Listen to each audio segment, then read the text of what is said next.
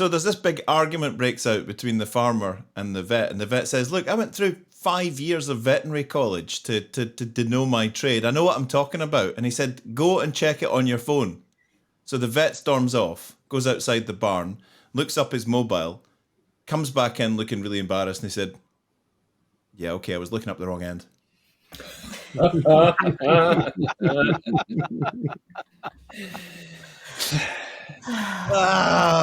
I'm glad Eric is back, so I don't have to tell Good him. Good morning. Good morning. Good morning. Good afternoon. Yes, wherever you are in the world, right? Tracy, I actually thought your joke was really good. Oh, thanks, Tim. Yeah, much better than mine. So first of all, I must thank all the people that supported the digital download while I was on holiday. Thank you for that. And welcome everybody. Today we're going to talk about leadership and a leadership advice that we've got. One of the things that we did when we set up the digital download was what we want to do is actually share our expertise. Certainly one of the things, the feedback that we get amongst ourselves internally once we finish is, wow, I learned a lot from everybody else. And what we're hoping is that the audience learns something as well. When you tune in, you take time, you invest some of your time, that you're going to learn something and you're going to take something away and actually maybe be well, we can't promise you're going to be a better person, but we like to think that you possibly could be. And thank you, Andrew, for dropping by. Before we get into things, we are actually trying. There is going to be an experiment, I think. I'm not sure, but somehow or other, I might be having to pull levers and do things at the same time as talking, which is one of the things I have to. Eric, you know that from running the burrito, that you have to talk and lots of things to do, but you make it look seamless. And it's actually the you know what it's like once you get hold of the platform, it's actually really easy to use. Yeah. So one of the things that we wanted to do, and we'd love the audience to share their examples as well. What I wanted to do was to get people to talk about any advice, leadership advice that they've been given over their careers. Now, it could be good advice, it could be bad advice. It could be advice that you were given and you actually disagreed with it. But what I'm really keen to interested to understand from people is, what advice have you been given, and do you agree with it or do you not agree with it? And I'm going to search and see whether there's any levers that I need to be pulling. First of all, let's do a quick round of introductions, just quick. Eric, do you want to go first? Hi, I'm Eric from Crux. We're here in Aberdeen, Scotland. Well, I am. Adam. Hi, I'm Adam Gray. I'm Tim's business partner, co-founder of DLA Ignite, and I'm in rural Suffolk in England. Tracy. I am Tracy Borison. I am the Canadian arm of the Crux team, working in partnership with DLA Ignite, and I am in Calgary, Alberta, Canada. Fantastic. Linwood. I am Linwood Ross, founder and CEO of Accelerate, and we are just outside New York City. That's his way of not saying New Jersey. I'll say You're looking at the wrong end, Eric. and Rob, last but not least. I am Rob Durant, founder of Flywheel Results, a proud DLA partner, and I am just outside of Boston, which is my way of saying I'm not in New York. Is that Boston, Massachusetts, or Boston, Lincolnshire? Boston, Massachusetts. Right. So who wants to go first in terms of sharing some of the advice that they've been given in the past? If you're okay with it, I could do it, because when you put this out that you'd like to talk about this week, I was chuffed to bits because I'd put out a post about that very thing. So I could just recycle it. Not in any way to say that I've slackened off or recycling or anything, but that's exactly what I plan to do, if that's okay. Yeah, go ahead. May I welcome, I'm going to go with, well, in fact, that's my question, because I'm fascinated by pronouncing people's names properly. See you. That is, what's that? See you. CU. That's how you say it. Hmm. Oh, that's phenomenal. Fantastic. That is excellent. Good stuff. So yeah, always everyone deserves to have their name pronounced properly. And when you've got a very complicated name like Eric, people get it wrong all the time. So Tim put this to us, good and bad advice that you've had in your career. So I've got 3 of each, and I'm going to do them quickly so you don't have to panic about time. I think I like the whole idea of the fact that I'm seeing my son go off at the weekend. He's off to university. We're taking him down to Glasgow. We're empty nesters. He's away to another city. He's starting. Brilliant. He's starting a new life, and I know that he's going to be around university lecturers and potential employers, and he's going to be soaking up information, just like I was, just like we all were back in the day. You start your first job or your early jobs, and you're picking up on tones, you're picking up on body language, you're picking up on visual signals and the advice that people give you. And I was given some advice at the time when I was young, and I remember thinking, well, this person's a CEO or an MD or something like that. They must know what they're talking about.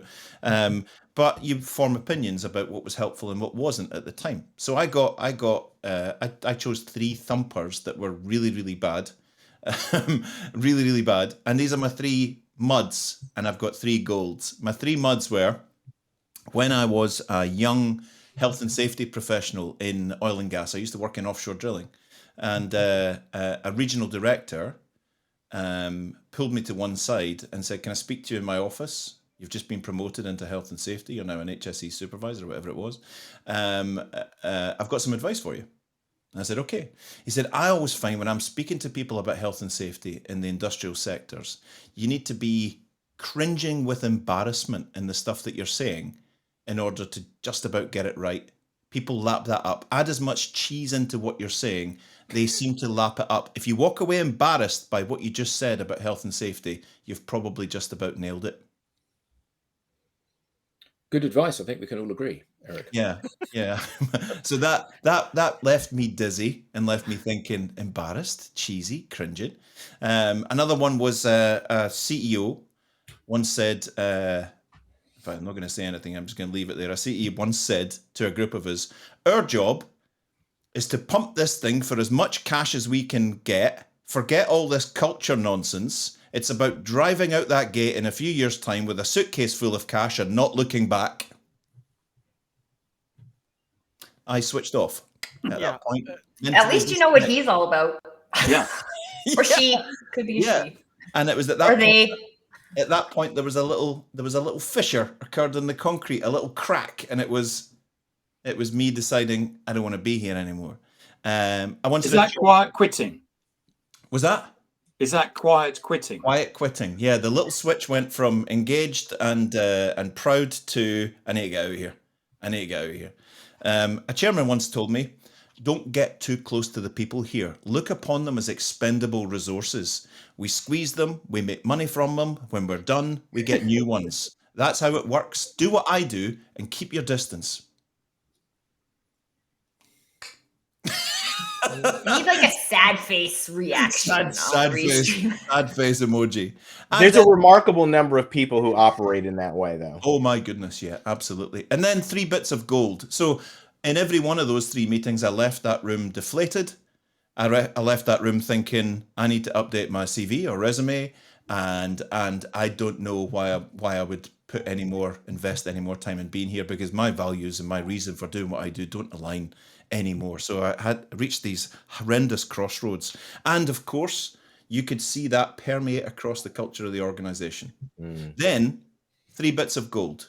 A managing director, when I was a young person changing roles, took me to one side and said, "Always think about reinventing yourself every few years. Don't get stuck in a rut. You've got lots to offer the world, as do all of us. You must always learn, move on and develop. Don't get stuck in one channel." And then the final thing that he said made me laugh out loud, and I didn't really understand at the time. He said, "Always think like Madonna." I was going to say you too.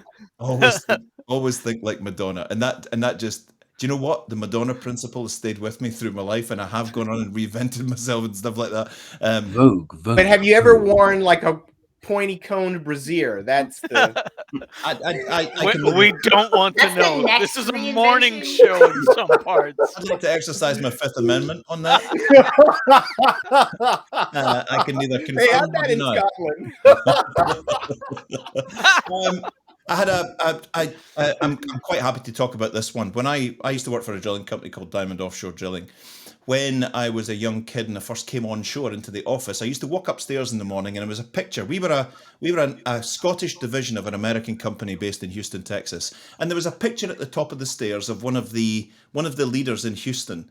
And it was so enigmatic. They were really good at the way they advertised themselves. It was a picture of a guy like this with his shoulder like this, and there was an American flag. That was what we all wore our regional flags.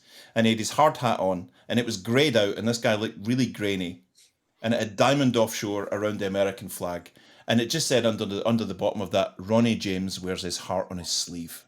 And I used to look at this every day. And then one day, Ronnie James came to be my manager. Right, and this guy he changed my life. Right, there's maybe 3 or 4 people that changed my life. Ronnie got in, he did his 100 days, and he started, getting into do his thing. He moved to Scotland. One day, he sat me down and he said something that was so profound and very simple. I mean, these aren't like legendary tomes. He said, "Here's my view on leadership. We are a simple company. We've got big, heavy metal things that float in the water, and we've got people. The big metal things will go on and on and on. But the people are precious. Every one of them is a diamond and cannot be replaced. We can replace job titles. We can't replace people. We can't replace people. It's easy to replace a job title, but we can't replace the person. We need to invest in people and genuinely care for every single person that we touch like they were family members." And that's just, you walk out of that meeting thinking, I just don't want to leave here. I just don't want to, I want to be part of this. And I'm quite happy to say this as well. Derek Smith, CEO of Ramco Tubular, once said to me in a private meeting, "Our job as directors is to carry the burden of company management elegantly, like swans. The team should never feel the burden. Whether the weather is good or bad, it doesn't change the way we behave. We're always here to create a great team, to support them through thick and thin. We don't pass our burden as directors onto the team. We share it here. They don't feel it. We're here to support them and create magic." And I'm like, oh, this is fantastic. This is absolutely fantastic. And he lived by that. If the shareholders were putting pressure on, if the banks were putting pressure on, if the markets were heaving up and down, he said, we absorb all of that in here, and our behavior and the culture that we've set here. We don't go out there and sit down and go, it's a nightmare. The markets are what we maintain support, focus, culture, happiness, not in a silly way. If the boat's going down, he's not suddenly sitting there denying it. But there was that whole thing about, that's why we're here as directors. We absorb all of this stuff, the fiduciary responsibility, Tracy's favorite word, fiduciary. We absorb all that responsibility, we take it on our shoulders, and we go out there and we behave in such a way that just enhances the culture, doesn't degrade it. So that's my 3 examples of mental switches and walking out of meetings feeling deflated and depressed, and actually seeing that across the organization, and 3 examples where those meetings, it was just private meetings, one-to-one, but actually the cultural differences. So that my post was about the fascination between how a team can be a high-performing team and a great culture, and all you have to do is put one leadership change in. We see it in sport every week. The team are top of the league.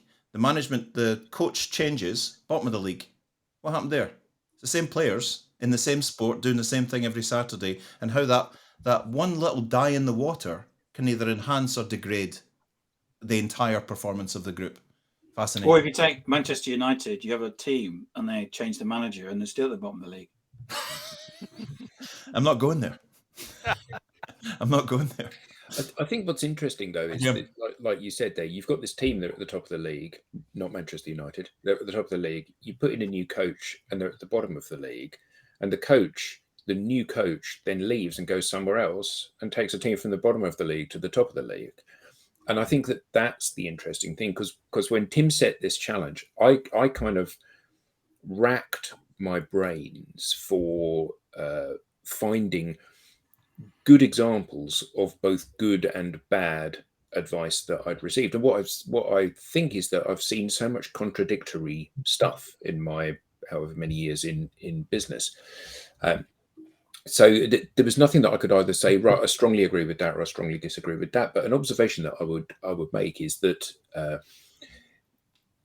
there are leaders that have created phenomenal businesses. So people like Jack Welch, he's recognized as a global guru who took General Electric to being the most profitable and biggest and best company in the world by behaving like a turd, basically. We're going to waltz in, we're going to sack the worst 15% of the people in the company every single year in order that we build a culture of success within the organization.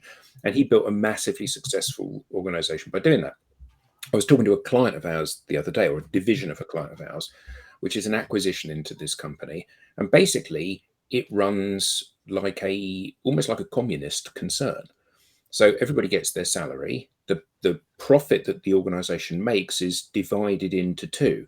Half of it, everybody gets a share of that, irrespective of their position within the company. And the other half is rewarded based on your individual performance. So if you're a high performer, you get a bigger bonus. If you're a low performer, you don't get any bonus at all, but you do get your share of the profits because you may not have a measurable benefit within the organization, but you're part of the team that makes it successful. And those are two extremes of highly profitable companies. You think about Andrew Carnegie in the 1920s, the richest man in the world.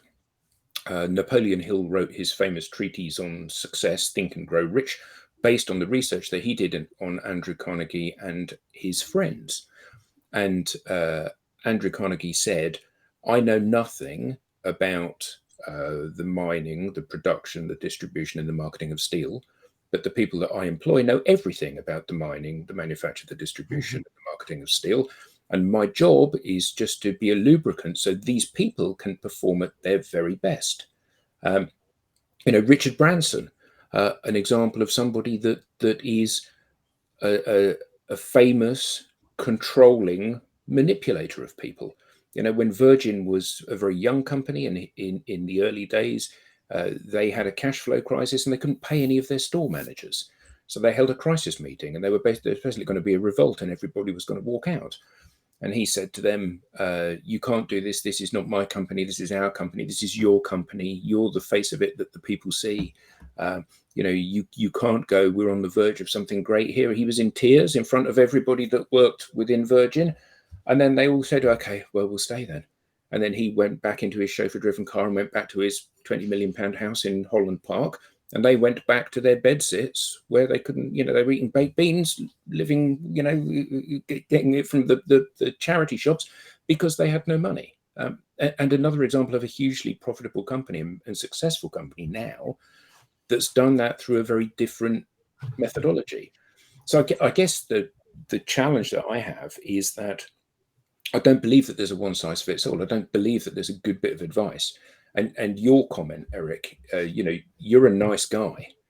You went into these organizations, you worked there, you heard something like that which shocked you to your core because you thought, I don't want to be part of that. That doesn't align with my compass. And you thought to yourself, right, I'm off because I can't live in this environment.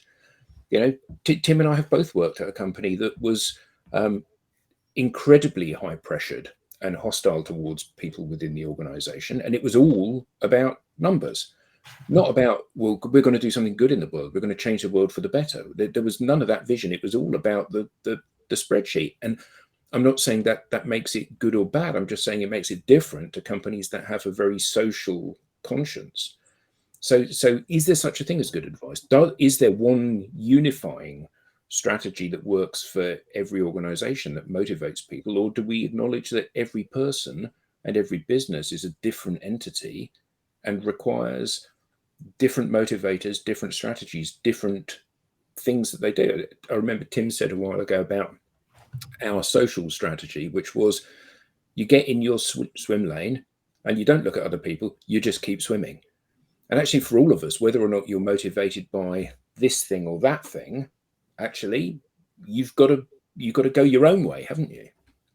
So that's my bit. Perhaps there are no rules. Perhaps being different is the key thing. Perhaps recognizing that you're the unique thing and your business is the unique thing. whether you're part of a huge enterprise or a tiny business. And actually, that's where the gold is.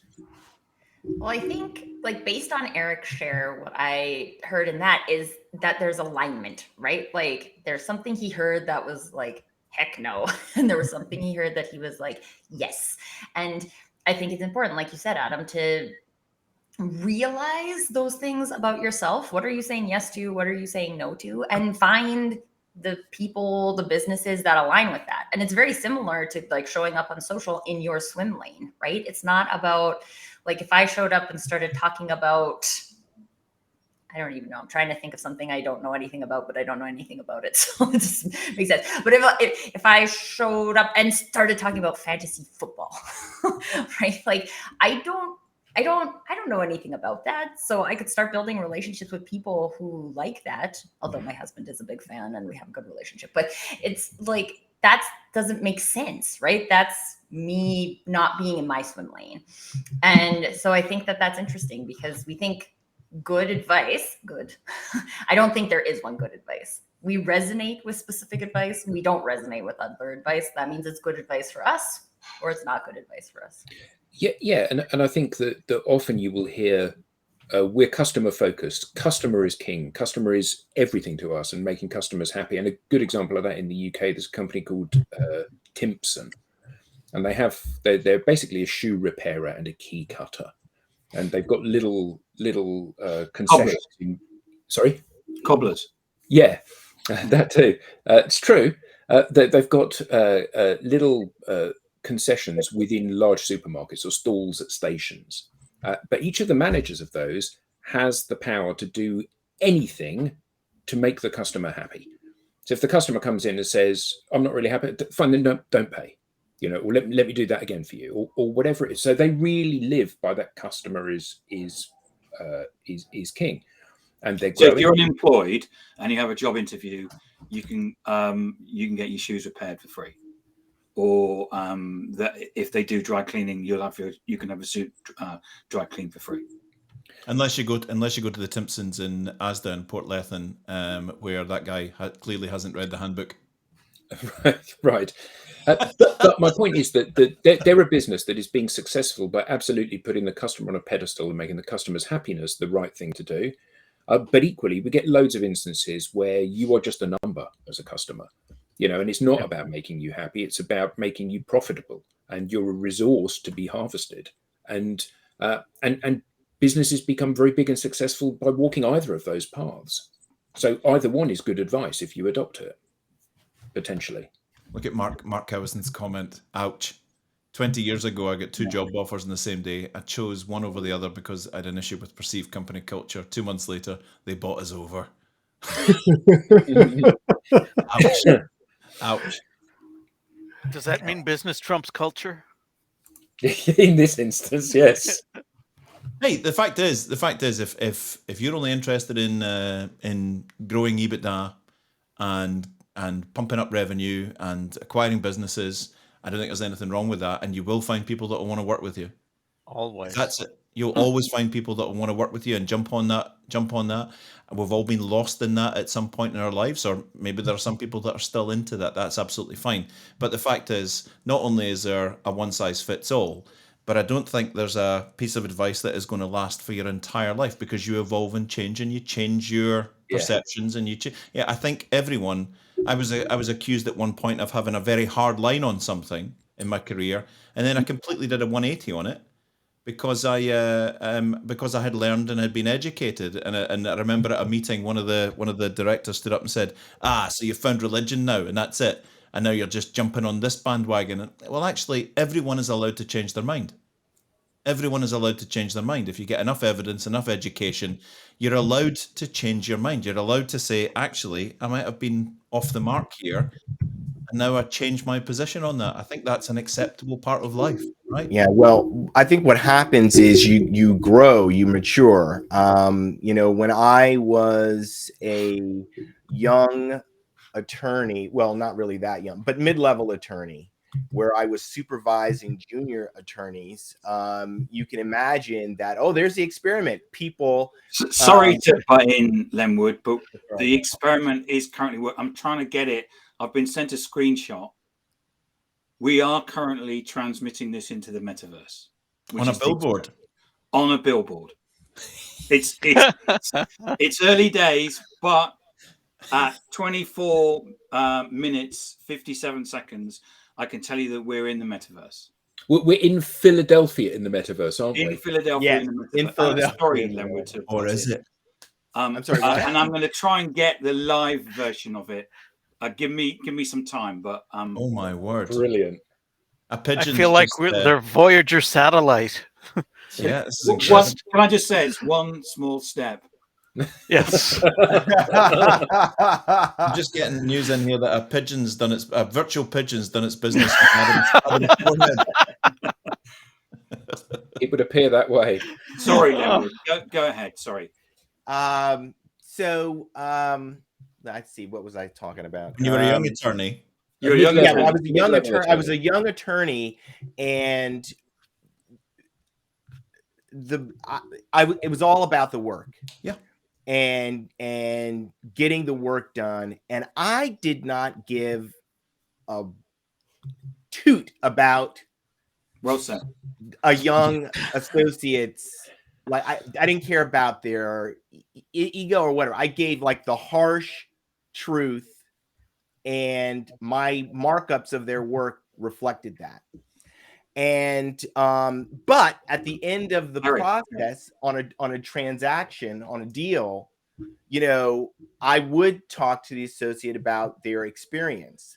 And you know, one guy said, you know, I really hated this experience, but I learned more doing this deal with you than I have as an attorney, because I was super focused on that. But over time, I realized that, you know, the experience matters. You can have that. You can have that person grow and care about their experience and how they're experiencing that growth, and have actually a better outcome than like not caring at all. Which ironically happened to me later on in my career, where I worked for an executive vice president who did not care 1 ounce about me. Nope. But it's amazing, right? The chairman that told me, treat people as a resource, we squeeze them, we make money out of them, and then they leave and we replace them. So that didn't sit too well with me. But his insight into overhead and investment was incredible. Absolutely incredible, because it's the only thing that they focused on, right? So I learned heaps from this guy on that, and that stayed with me for life. But the whole thing about people are just, you know, cans of beans that come in and we squeeze, and then they get exhausted and leave, and we keep turning it over. That's what it's about. That bit didn't sit well. So you know, horses for courses. I think you do have to give consideration, particularly today. I think it was maybe less important in the past because business didn't move quite as fast, okay, as it does today. But you do have to pay attention to macro trends that may affect the balance in terms of the number of people that buy into Victorian Factory Manager, or it's all about the P&L. And also, you have to pay attention to that. So I raise that because I do think that the pandemic experience has changed on a macro level, on a global level. It has changed belief systems about work and life. And so people are going to be a little bit more responsive to meaning and purpose, and less responsive to the chew them up and spit them out kind of culture. And I think a great example of a firm that is really experiencing negative consequences because of that change is Goldman Sachs. Goldman Sachs has a culture that is, grind them up, spit them out, make as much money as you possibly can. They're well known for being highest paid investment bankers, and their approach to work from home reflected that. Not only does everyone who is, works for Goldman Sachs need to come into the office, but if you're a vendor, if you're a law firm and you work with Goldman Sachs, your people need to be in the office. I mean, they're right. Okay. They had a whole trading desk basically walk up and leave recently. Like 100 and some people, like a business, walk out the door because they said the culture is just horrible. There is just a mood, Gen Z in particular. I think it's caused by the pandemic. I really do. People are looking at things a little differently. I'm going to push back a little bit on that, though. I don't think that's Gen Z. I think I'm not saying it is Gen Z. Hold on before you push. I'm saying globally, there has been this thing that has happened as a result of the pandemic, but it is particularly pronounced in Gen Z, not just on issues of work, on issues of climate, on issues of social responsibility and justice and fairness. There's a shift. I mean, so go ahead and push back. But so all I wanted to say was there's always been a culture of money at all ends cannot be right. There have always been people saying that, and that's across every generation. And now more people are saying that. So I will grant you that, yeah, it's probably we know it was stemmed by the pandemic, the shift in everyone just taking a hard look in the mirror. Is this all there is?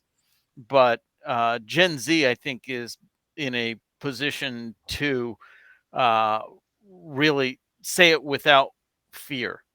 They haven't established a career yet, so there's nothing to burn. Whereas some that are more established have been going along to get along, and now they're hearing, I kind of think that's right. It's not just about work at all ends. So I guess that's all my pushback is.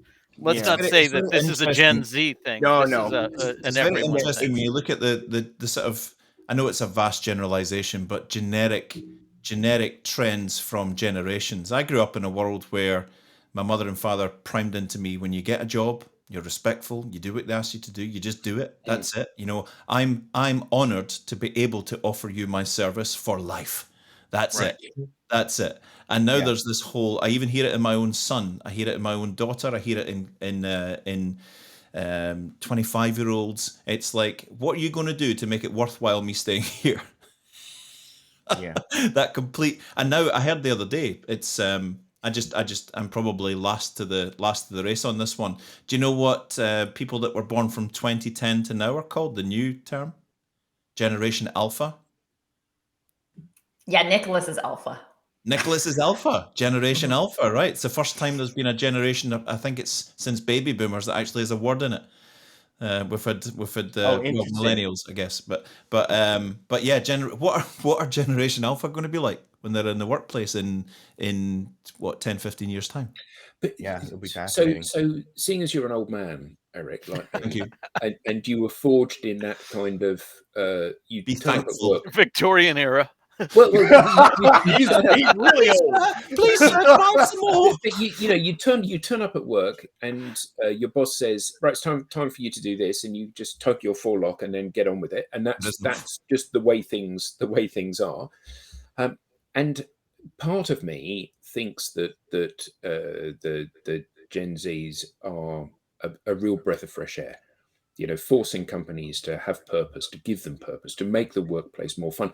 Part of me thinks they're entitled babies because, you know, I didn't benefit from any of that rubbish. I had to clean the toilet if someone was coming into the office. Yep. So is there that kind of shift? Are we shackled to our upbringing and our past?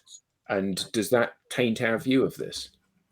I want to talk about this because I feel like I'm very passionate about this, because recently, so my sister, who is a millennial, she's in school right now with a bunch of Gen Zers, and they just had a class project where they had to do a verbal presentation, and she was the only one who did it. Everyone else just said no. They weren't going to do it. And I'm shocked by this. And I also recently went to my high school basketball coach's celebration of life, and I was talking to some of the other coaching staff, and they were saying how they can't coach kids the same way they coached us. And I was like, I feel like there's got to be a balance here, right? Because there was some level of us being a championship team because we ran stairs and we ran the fast break drill and we did what we were told by our coaches because it contributed to something. We didn't mindlessly do. Oh, speak of generation. Hello. Here he is. Hey. Good morning. The internet. so I think- a real live Gen Alpha. So Tracy, he can't hear us, can we? So do we need to sort of like move or something? And You can if you want to. You say good morning. Good morning. Good morning. How old is he? He's 4. Oh, Tell I him wonder not if to my swear. daughter is Generation Alpha too. I have a 5-year-old. Yeah. Yes. So they are Generation Alpha. And, Wow. and see, this is the thing. I think it's interesting because technically I'm a millennial, which I have troubles identifying with. But there's good things. There's good things from business that we should keep. And there's new insights from the new generations that we should also keep. And it kind of goes back to always be like Madonna, right? It's a reinvention. Yeah. It's a reinvention of business on saying like, okay, these things are important to business. These things are important to people. People operate the business. So how can we have a conversation about a place where these two things live together instead of saying that it has to be one or the other? Because I don't believe that it has to be one or the other. Yeah, I mean, it's the thing about it is that, you know, the time that we grew up in, or the time, you know, things move so much slower. And so I would say that there is the scale is tipped more in the favor of adaptability. So, you know, thinking about how things were and how they worked in the past and trying to apply those things today it's much harder, because social media and digital technologies has made things so transparent. Things move so quickly. It's really hard to it's really, I mean, for lack of a better way of saying it, it's really hard to pull one over on people. Everyone is so in tune with what's going on. And I think that, you know, something like best practices it used to be all about best practices. Now, business moves too fast for best practice. If you wait for best practices, that means you're way behind. Right? If we've gotten to a point where there is a best practice, the business moves so quickly today. To differentiate, you have to constantly be thinking and acting and behaving differently, and have a marketing, sales, and innovation cycle that includes people listening to what and having conversations in the market and adapting and your whole organization like that. So things operate in a much less linear way and much more everything all at once. Just wanted to make sure you saw that Nicholas was giving you snaps. Very good. But I think this is really interesting because, like, a lot of us operate in the world of marketing, right? And this has kind of always been a thing in marketing, right? There's always a new platform, there's always a new channel, there's always a new something. And so there's In marketing itself, I'm like, I tried this, didn't work, and now I'm going to try something else. It's constant reinvention. And so it really is just, there is a mentality shift there from the like hard benefits of systematization and protocol and processes to incorporating, how do I stay top of market? How do I incorporate these things? How do we have ongoing conversations that aren't just about how am I going to now take this information and systematize it? Can I just butt in a moment? What are you doing to me? Sure. Technically, I think I need to share my whole screen. Okay. So I'm going to share my whole screen, and then I'm going to, so I won't then better see what's on there. So you need to kind of tell me whether it's happening or not. So let me share my whole screen, and then I'm going to go here, and then you should see the metaverse. Oh. Is that what you can see? Yeah. So whereabouts are you? So I'm in the tech center. Okay. And if you turn in the tech center, that's us up on the wall. Man alive, we're in the tech center. I'll come and join you. So this is me walking around in the metaverse. And that's us up on the wall there presenting.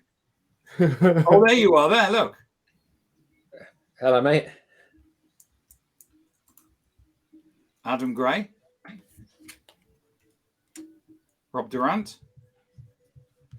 And I've sent you all other guys, or you all how to do it. The problem, Tracy, is you've got to download quite a big app. So I've downloaded it, and it's asking me to join the event. It won't let me join the event. It's asking for a code to join the event. I'd love to join you. Have you got that? Have you got the link? I've got everything. I've signed up. I've got the link, but when I join the link, it says join the event, and it just grays out. It won't let me. It won't let me join. So who's that over there? Is that Adam over there? That's Adam. Now we all know that Adam wants a big shock of blonde hair. I was looking for a bald avatar, and there isn't one. Yeah, you have to have hair in the metaverse. It's very discriminatory. Yeah. No, I think it's great, Leonard. I wish it was like that in the real world. It says input an event code to join this one. Do you have an event code you can share? Copy that link, maybe. Let me go back to that was it. Live stream test. Have you guys been able to get the name of it, Eric? Try that. In there. I don't know if it is. That just seems to be an email address that goes to a join up now, and I've done that. But that was try live stream test. That might be the try live stream test.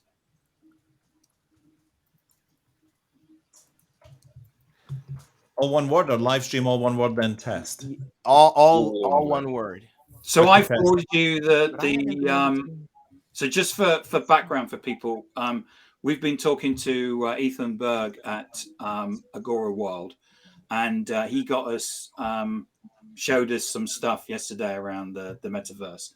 We just said, could you do the digital download in it? And he said, well, we could at least project you down into one of the rooms, and then you can show it. So that's what we've been doing. That's pretty cool. Have you tried it, Eric? I think I'm in. This Eric Doyle has entered the room. So Eric, you need to look for the room, which is the tech center. Right. Okay. This is very cool. So tech center is through that way. I'll come in and join you. I haven't done anything with my avatar yet, so I might actually just be. This is incredible. You won't be naked, don't worry. I can see you guys. I can see you. I'll go on mute. Can I shoot you? This isn't that kind of realm. I must say that I do think that the bit that Eric's just walked through does look a bit like the Palace of Versailles, doesn't it? It does, very much so. Yes, it does, yeah. I don't know what's going on. I can't get. Neither does the Oh, rest there of we go. the There we audience, Lenwood. No, I'm in good shape now. It just took me. I couldn't get the. I should have launched this before.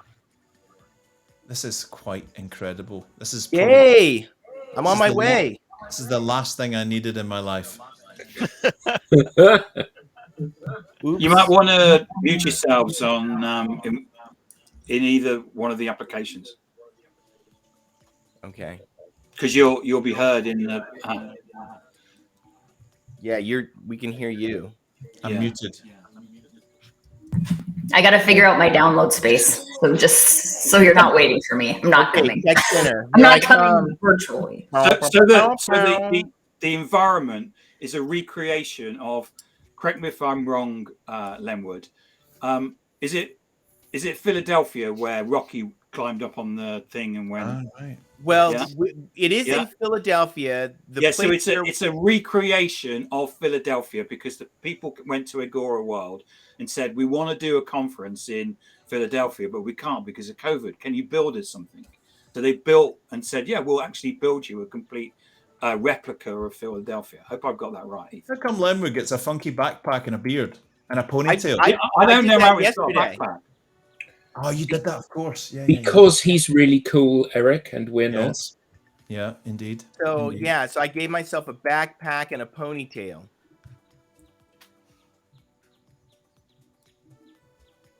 So can you show this again, Tim? Because it's probably quite boring TV for anyone who's watching this. Yeah, I know, right? But it is sort of fun as you're like trying to figure it out. But if that building there, you can't see what I'm looking at. But anyway, that's City Hall. And it's obviously not to scale because I can see the art museum. You cannot see the art museum from City Hall in Philadelphia, but in Agora World, they're right across the street. Oh man, this is pretty cool. Hey guys, I found a bar. There's it's downstairs, isn't it? All right. Can I share something else about leadership? Yeah, go on, Tracy. Okay, so I think that these two will be very much, well, I would say one of them is one of the like alignment examples. So like my mud example is very much based on alignment. But I was really early on in my career working on a big marketing team. And I had probably like 2 hours of work that I actually did a day. So then I would sit there and play Minesweeper for like 6 hours, right? I got really good at Minesweeper. But I had like not even my direct boss, but like the creative director. He came and talked to me one day and he was like, this other coworker that you have who's coming in on Saturdays and it's making a really good impression on the leadership team. And I was like, my immediate thought was, how come he can't get his job done in like 8 hours a day during the week? And then my second question was, why aren't the leaders asking him why he can't get his job done in 8 hours a day? Like, I have 6 hours a day that I could do work. And so it was just really interesting because what I learned in that moment, and I was like 23 at the time, was that like, I have no interest in coming in on a Saturday just because like, I don't have enough work to do during the week. I'm coming in here. Why would I come in on a Saturday? Just because it looks good. Right. Like that was very confusing. Mostly it was confusing to me. Like I could see why like my coworker was coming in on Saturday if that's what looks good to the leadership. But then I was like, why does that look good? Like that is just, there's all these company resources being wasted and we're celebrating that. Like that seems weird to me. So that was one that I always was just like, this is a good indicator. You're not aligned with the leadership of your organization. But one that really stuck with me, and again, my background is marketing. And so in marketing, there's a lot of urgency, right? But it's really not real urgency. And I had a boss once who told me it's really not real urgency. Well, it's not like someone's bleeding, treat them. Yeah. Right? Yeah. Like I worked at the time in a direct mail company. And so people would be like so paranoid that their postcards got mailed on a Tuesday instead of a Monday. And you're like, this isn't going to have any kind of impact on your business whatsoever. But my boss at the time, he used to always say this, actually, we're not saving babies. And I carried that advice, which is also, it was always funny to me because my mom was a neonatal nurse and her job was to save babies. But we in the marketing industry, not saving babies, right? And I've said that to my team multiple times because there's a lot of fake urgency in the business world, and we're not saving babies. If this happens 2 hours from now instead of right now, most of the time, it's not going to make a difference. So that advice has really helped me just to gauge what is urgent and important. What is important but not urgent? What are the things that we treat as urgent that are really not important? It's been like that good measure of, if I say this,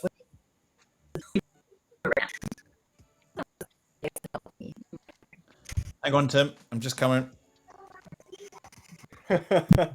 I'll share with you a story from my work experience, which goes to meaning and purpose. I was working for a children's specialty retailer, and I was doing kind of I mean, I'm generally a hard worker, but I didn't have a deep connection really with the brand until the founder and CEO of the company shared his vision for what we were doing in the company.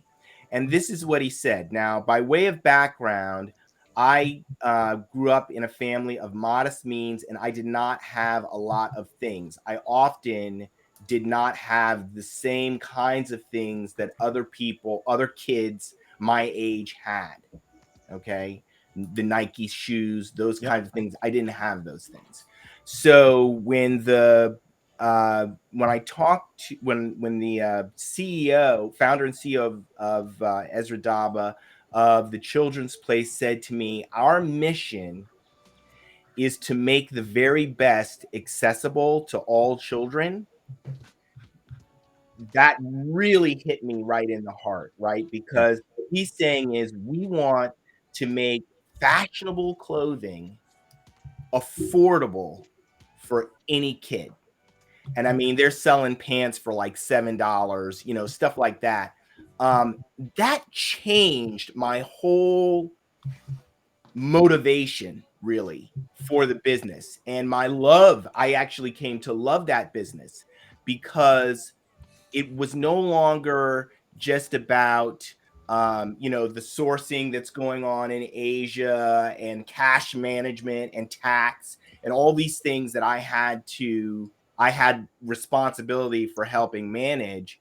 I was able to connect that to the end result, which is we're making this really great clothing available to kids who might not be able to afford some of the higher end kinds of brand type stuff. So that's just a story about how a founder or a CEO's vision and the mission of the organization can really change things for someone who is not related to designing the clothes or figuring out the merchandising or the marketing, but someone who's in legal, dealing with the credit facility that for the business. But I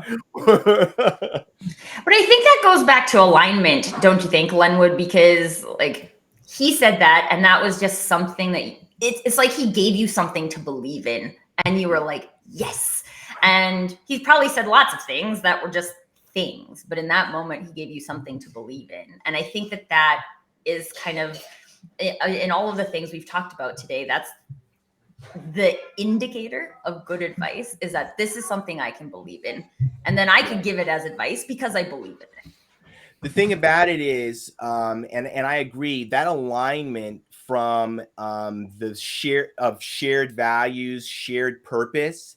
Today, what we can do with technology is to get a heart-to-heart connection that flows through employees to your customers. And that is what's going to grab them and keep them loyal and make them want to buy from you. because there are so many choices and there's so much noise. You have to grab the emotions of the customer. You have to grab the emotions of the employee and get everyone flowing in an aligned way. It's a heart-to-heart, human-to-human connection. That's the way that organizations will differentiate. I'd agree, Lenwood. Yeah. Tim would have said that with anything because he's currently buying property in the metaverse.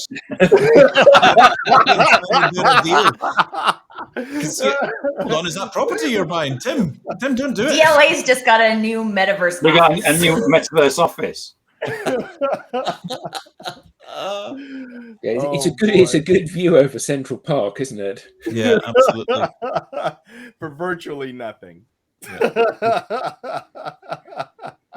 Can you give us one last view as we're approaching the end of the show? Are you able to show us where you are, what we're doing?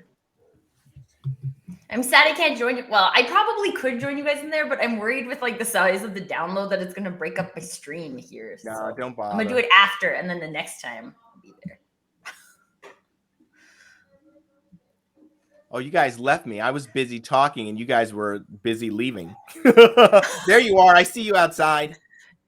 Here I come. I went for a jaunty. Let me find Tim. Let me get right in front of him. Where'd you go, Tim? Okay, can I just tell you guys a quick story? Because like Eric just used the word jaunty. Yeah, please. This is like kind of so when I was pregnant with Nicholas, we went to Ireland. And we had the trip planned before we knew I was pregnant. But anyway, so we were there and then we had all these like funny conversations about what we should name the baby. And we were at this castle somewhere and there were these little jaunties. Just like, and that's what my father-in-law decided that Nicholas should be called, Jaunty. Jaunty. Now, would it be like John T or actually just Jaunty? No, like Jaunty. Like Jaunty Jaunty Maxwell Bors. I love it. I love it. I love it. I love it. Well, so if anyone's still with us, watching us running about, I know. We're in the metaverse. You're seeing it. Okay, can I just ask, is there a reason why people don't have legs in the metaverse? Yeah. Legs cost extra. Legs encumber you. That's the pro version. Do you so I'm guessing this is just a little private test area. We can't run into other people. No. If we invited them in, they could come. Right. Yeah, because John says he's selling coffee in the other corner. Yeah. So now that we're signed up to this place, we can send people links to go in and have meetings and chat and talk in the metaverse. This is potentially dangerous.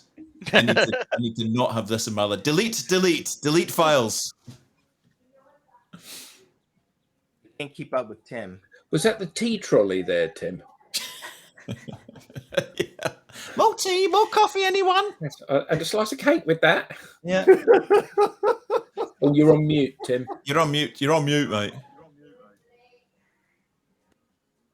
So I read an article the other day that advertising in the metaverse is going to become a huge thing, right? And also, we're going to get to the point where we can have our avatars working when we're asleep, going out and meeting people, and there'll be a little download of who they met.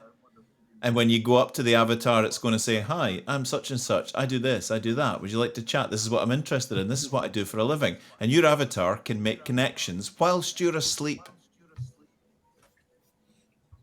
Nice. That's so I guess that would be running with artificial intelligence. I guess. Or what's more likely these days, I think, artificial stupidity. That's spam in 3D. Yeah. Yes. 3D spam. It's the last place we need spam. I just hope that my avatar is disciplined enough not to wake up and find that he's been arrested because he freaked out in some strip club and trashed the joint.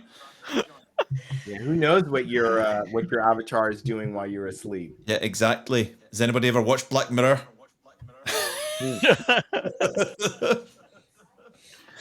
So we did a little experiment. I hope people, we hope they weren't bored with us walking around in the metaverse. We just wanted to try something out, and I hope you enjoyed it and saw that there's an opportunity there. We may do something later on in the metaverse. We haven't decided yet. We just wanted to do a little experiment. But again, thanks for all the debate about management advice. I think it's, we've all learned something, and I think there's something that we could all take away. And again, thanks to everybody that's interacted. It's always fantastic to see the comments and the discussion that's going on. For me, it makes it, Oh yeah, Absolutely. Absolutely. So thank you. And thank you to Ethan and Agora World. Thank you so much, Ethan, guys. Thanks. Thank you. Bye. Have a Thanks, great weekend, everybody. everybody. Bye, everyone. Bye. Say hi to John T.